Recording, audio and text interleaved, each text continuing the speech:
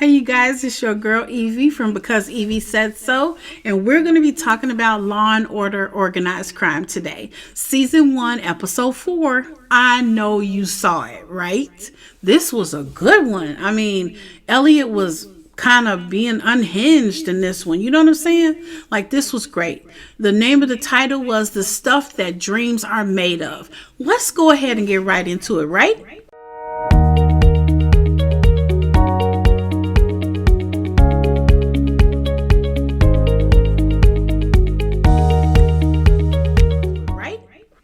Okay, so how did it begin?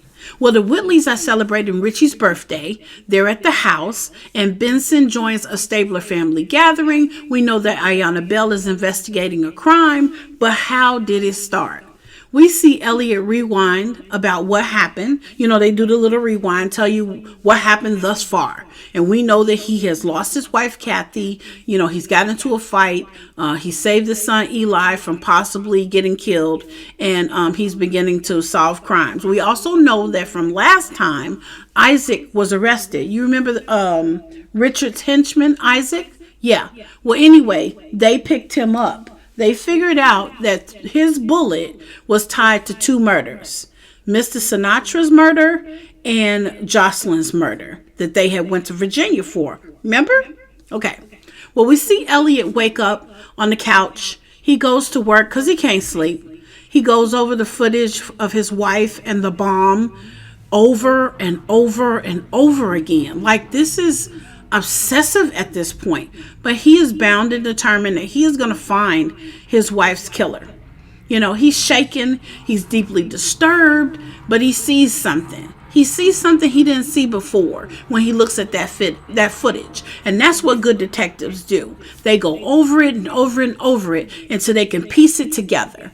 He sees two people standing on the corner in that footage, and he thinks, oh my God, they're taking a selfie.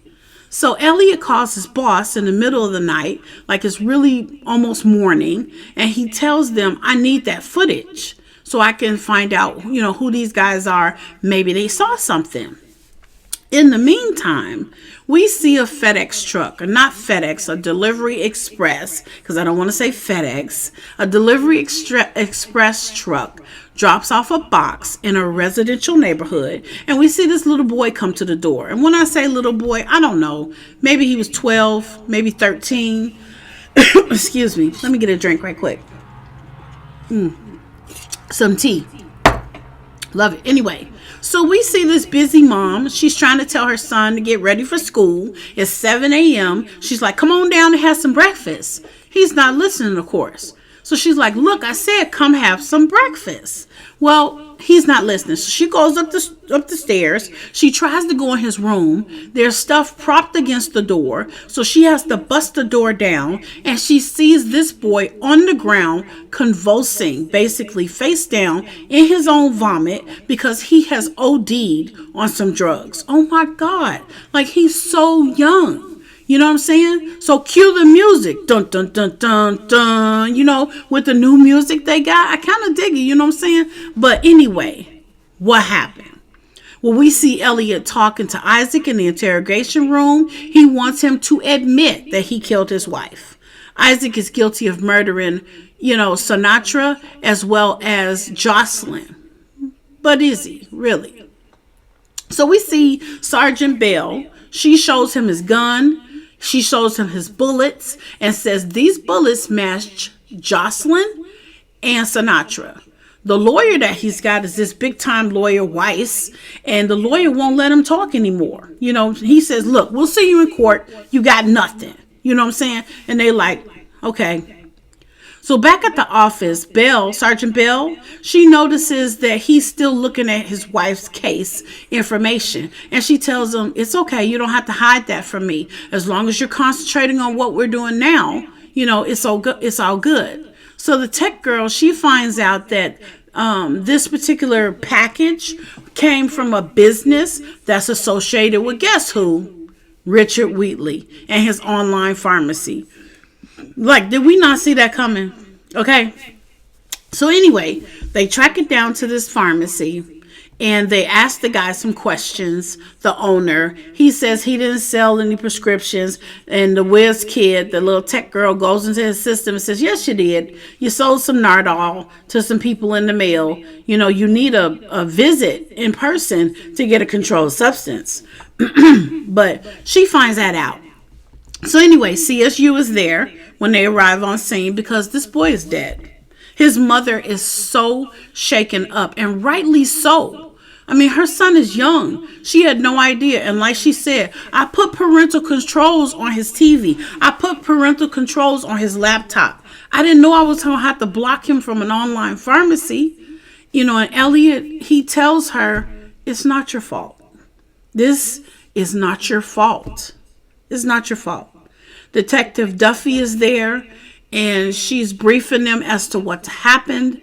And like I said, Contrapost has shipped this to his home. You know, Rixton Drugs is the name of the place where they questioned the guy who said, I didn't really send it, but you did. You know, the mom is just not okay. She's distraught. And Elliott is visibly distraught. This is a child, you know. So we see Richard Wheatley. He's playing pool at his home. And he shows another one of his henchmen. He says, come here. I want to show you something. He has CCTV. How did he get in the CCTV? Like, money talks, you know what I'm saying? So not only is he in CCTV the way the police are, I mean, these are the cameras and stuff that you see around the city, right? Well, what else has a camera? Your computer, for instance, your phone. So not only can he see what's going on around town, he can actually see into someone's phone when they're looking in their phone. And what does he pinpoint on? He pinpoints on Gina Carletti. Remember her? Ritchie's girlfriend now, supposedly. But she's an undercover cop. We know that because Sergeant Ayanna Bell and her have met before. And we know that her job now is to plant a bug in his wine cellar. You know? So that's her job. Get into the party, get this bug planted so they can see what he's talking about down there. Well, he can see her on camera, on her own phone. Like, I was like, wow. You know, technology, man. Technology. You know, he's obsessed with her. We see Elliott talking to his boss about the couple that might have seen something, and an alarm must have triggered the bomb that killed his wife. You know, he's not okay. And his boss is like, look, this ain't your case. I'm not finna let you work it. Calm the freak down and no, okay? So back off. So Elliott goes home and immediately he's pacing the floor. He's so mad that he actually punches a hole in the wall. Like, come on, dude. You punching holes in the wall? Calm the freak down, okay? I know you mad, but calm the freak down. So Eli comes out of his room. His dad doesn't see him, but he sees his dad freaking out. So he goes back to his room.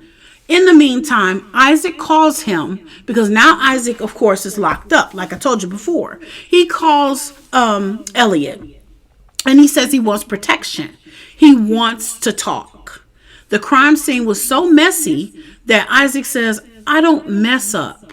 I'm not a messy shooter. I take care of my business and it's that, okay? So this couldn't possibly be me. Sometimes the boss would take my gun for target practice. So I'm thinking he used my gun to kill his dad.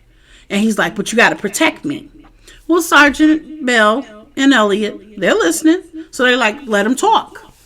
So Richard wanted Isaac to take the fall, obviously, you know, for this. And he, you know, Isaac still in this cell is like, nah, he didn't really want me to take the fall. Like, dude, you locked up for something you didn't do. Your boss did it, okay? So get over it. You know what I'm saying? Get yourself out of this terrible situation. He tells him he is going to cooperate with them. They say they're going to figure something out because, you know, he needs the protection. Well, we see now the crossover event, right? Carisi, we see that he's with Elliott and they're talking to the judge and they're letting this other judge know that they want to kind of set Isaac up in a kind of way where he can work for them and still retain counsel that he has presently, because this guy Weiss, he's very good and he's representing Isaac, but Isaac needs to work for them because remember, Isaac called them and said, I want to make a deal.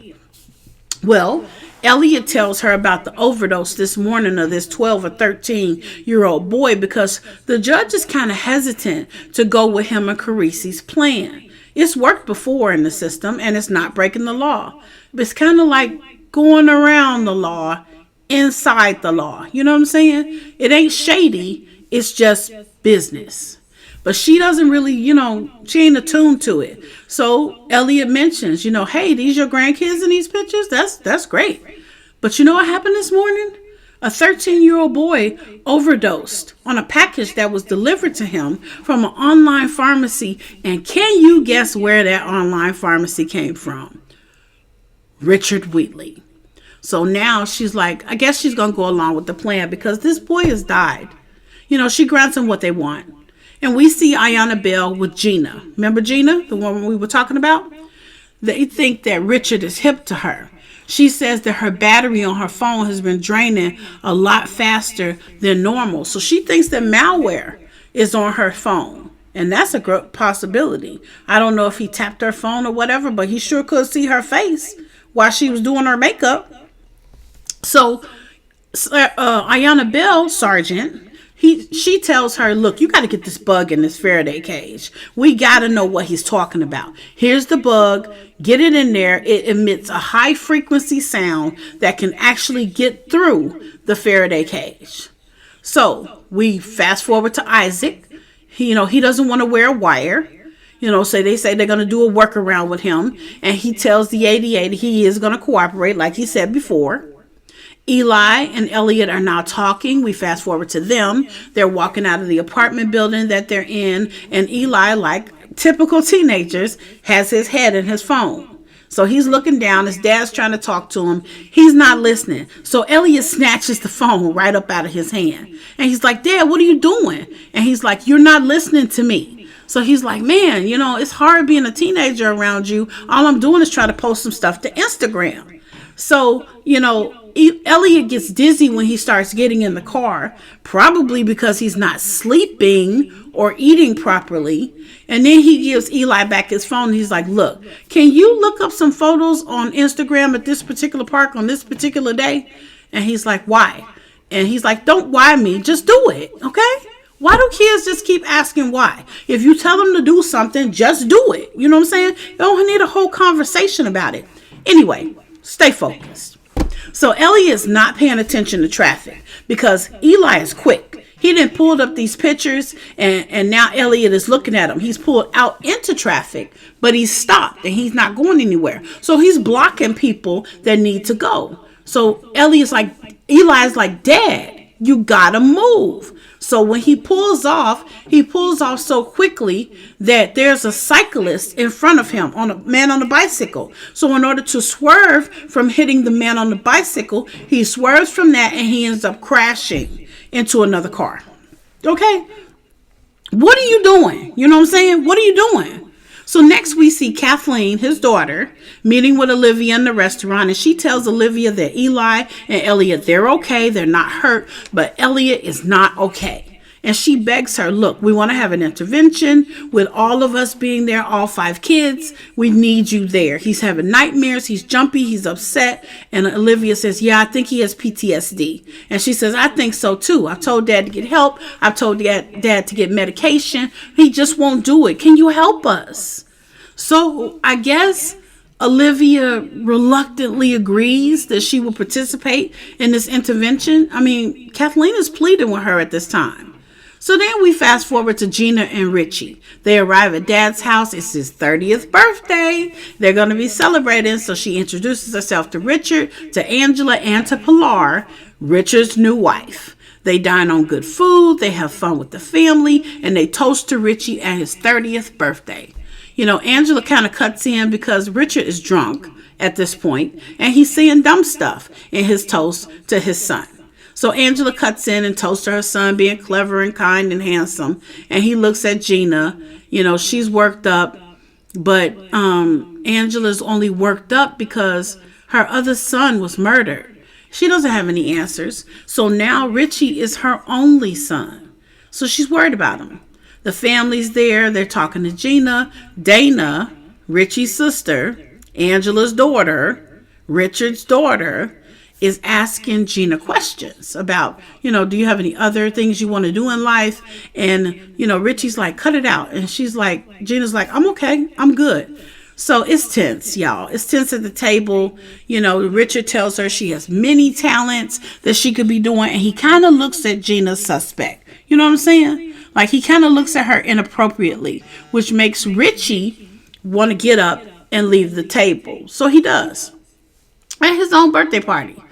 So Gina makes her way down to the cellar. Richard scares her because he's down there too. So she jumps out of her skin and she tells him that this wine cellar is incredible. And he says, well, you want to see it? So this is what's happening right now. She goes into the wine cellar. He kind of brags on the wine cellar itself. And she needs to plant this bug. We know she needs to plant this bug. But does Richard see her? I kind of see him look at her out the corner of his eye. And I don't know if he actually saw her plant the bug or not. But she ends up planting the bug. So she wants to know more about wine is what she's telling him. She's flirting with him so she can get the bug planted. But she does this. And Richard tells her, well, let's go back upstairs and celebrate Ritchie. And we see, close up of where she actually put the bug. I think that's kind of obvious, but stay focused. Anyway. So how did it end? We see Elliott obsessing about the picture and goes home and notices that all his kids are there with Olivia. And they want to talk to him. They want to have an intervention.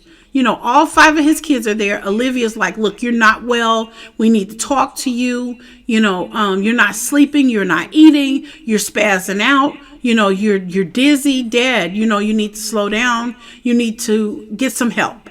And he's like, look, I don't need no help. I'm good. And then he said, he starts shaking his head. And Eli says, Dad, that's what I'm talking about. You keep shaking your head like this, doing involuntary things like this with your body. And he says, look, Olivia, I love you. What? Like what? Like he told her he loved her. And then he kind of cleaned it up and was like, I love all of you. Right. That's what you really meant to say. No, you really meant to say you love Olivia. I heard you. You know what I'm saying? And he said this right in front of his family. He's almost in tears at this point. He's shaking. He's almost in tears. But he meant what he said. He said what he said. And he meant what he said. So back to Elliott. He doesn't recognize he's drowning. So he leaves. He doesn't think he needs help.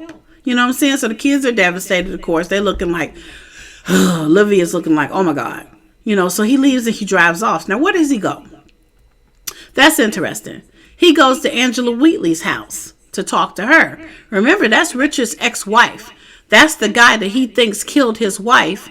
And now he's going to his ex-wife's house? How does that sound? But anyway, he's spiraling out of control. He talks to Angela and tells her, she's the only one he thinks would understand what he's going through. He tells her something is missing in my life and I just can't figure out what it is. And she says her name is Kathy. So she recognizes instantly that he's grieving, that he misses his wife. She does understand. She sees her and then she's gone. You know what I'm saying? He sees her in his dream, then she's gone. He thinks about her all the time. He starts stuttering, saying his mind is starting to spin and he has regrets, things he should have said, things he should have done, things he might have said that he shouldn't have said. Well, Angela knows this because of her loss of her son, Rafi. She doesn't have any answers as to who murdered him. She doesn't even know what happened to him. But what haunts her is not his face. What haunts her is his last moments. Was he scared?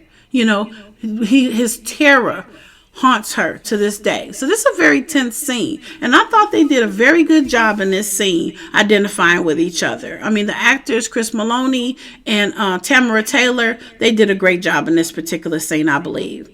Well, she tells him, you know what, she tells him he needs to get some sleep. If he gets some sleep, maybe he'll feel better, that it's not going to change. But it will get better, is what she tells him. And she kind of holds his hand when she tells him that. And I saw that hold in hand kind of stuff, you know what I'm saying? But he trusts her for some reason. So she tells him to sleep or you're going to lose your mind. She says, you could stay for a bit. And he's like, no, I really can't. It's inappropriate. And he tells her, I'm going to go. So we cut to Isaac and his arraignment. The judge listens to the case. His lawyer, Weiss, is there. He doesn't want him to plead guilty. He defends him in court. And Carisi sets bail. Basically, he has the judge set bail. But it's $1 million. So that's not nothing. You know what I'm saying? Like, this guy's got that in his back pocket probably. So he kind of objects to it. But I think he objected to it only because it was a ploy. You know what I'm saying? Like, this is what he purposely wanted to do. So we see that Eli has moved out to live with his sister. Elliott goes to Leslie Snow, which is the girl who had the pictures on Instagram. He sees her walking her dog. So he politely walks up to her with his badge and he tells her who he is.